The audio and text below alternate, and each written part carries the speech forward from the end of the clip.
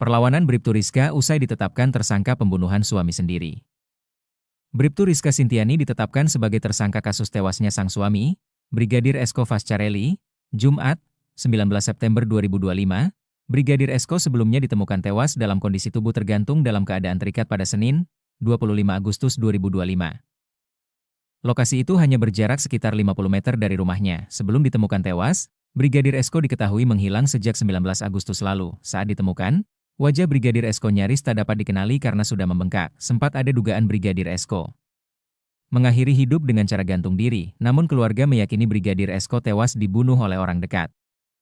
Hasil gelar perkara penyidik menetapkan istri korban Bribtu Rizka Sintiani sebagai tersangka, ungkap Kabid Humas Polda NTB Kombes Pol Muhammad Khalid mengutip Tribun Lombok, Jumat, 19 September 2025, malam.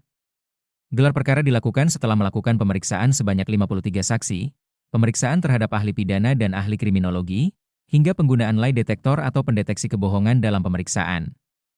Meski demikian polisi belum mengungkap motif dari pembunuhan ini, begitupun terkait adanya tersangka lain yang mengakibatkan Brigadir Esko meninggal dunia. Lalu bagaimana respons Bribtu Rizka usai ditetapkan tersangka? Rosi, kuasa hukum Bribtu Rizka Sintiani kini tengah menyiapkan langkah hukum lantaran pihaknya menemukan kejanggalan atas penetapan status tersangka terhadap Bribtu Rizka. Namun Rosi enggan membeberkan kejanggalan apa yang dimaksud, sebab merupakan bagian dari langkah hukum yang akan diambil.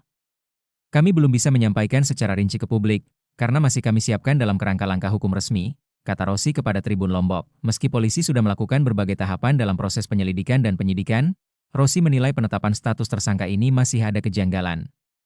Ada beberapa hal yang belum terang benderang, namun tiba-tiba muncul penetapan tersangka, kata Rosi.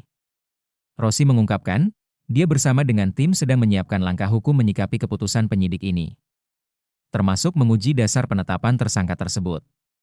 Prinsip kami sederhana, jangan sampai ada kriminalisasi atau pengaburan fakta yang justru mengorbankan hak-hak klien saya, kata Rosi. Kejanggalan terkait kematian korban mertua korban, Hasayun adalah orang pertama yang menemukan jasad korban. Saat itu, ia tengah mencari ayam miliknya yang hilang.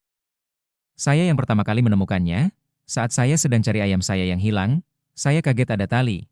Saya pikir itu anjing yang tergantung. Setelah didekati ternyata mayat, katanya. Penemuan ini kemudian segera dilaporkan Sayun ke kepala dusun, Kadus, setempat, yang selanjutnya diteruskan kepada pihak Polres Lombok Barat.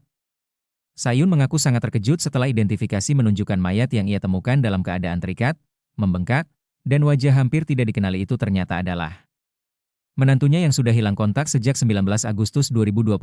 Jenazah Brigadir Esko disemayamkan di kampung halamannya, di Desa Bonjeruk, Kecamatan Jonggat, Lombok Tengah. Hasayun tak percaya jika korban sengaja mengakhiri hidupnya, apalagi dia menemukan kejanggalan terkait kematian korban. Sayun menjelaskan, posisi korban yang terikat tali tidak menjulur dari atas ke bawah, namun dari samping dengan posisi tergantung di pohon yang terbilang kecil.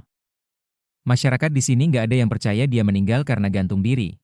Apalagi saat saya pertama kali menemukannya, tali yang menggantung lehernya itu dia kendor, dan juga posisinya dia telentang miring, kata Sayun. Sayun juga menyebut bahwa selama ini menantunya dikenal sebagai sosok yang baik, tidak memiliki masalah dengan masyarakat ataupun keluarganya. Hal senada juga diungkapkan Kepala Desa Jembatan Gantung, Kecamatan Lembar, Kabupaten Lombok Barat, Suhaimi menduga kematian Brigadir Esko bukan bunuh diri, lantaran banyak kejanggalan terkait kematian korban. Masyarakat banyak yang tidak percaya dia bunuh diri, apalagi dia ditemukan tergantung di lereng dengan posisi telentang walaupun tergantung. Tapi kami serahkan ke pihak berwajib, nanti mereka yang lebih tahu kronologis kebenarannya kan, ujarnya.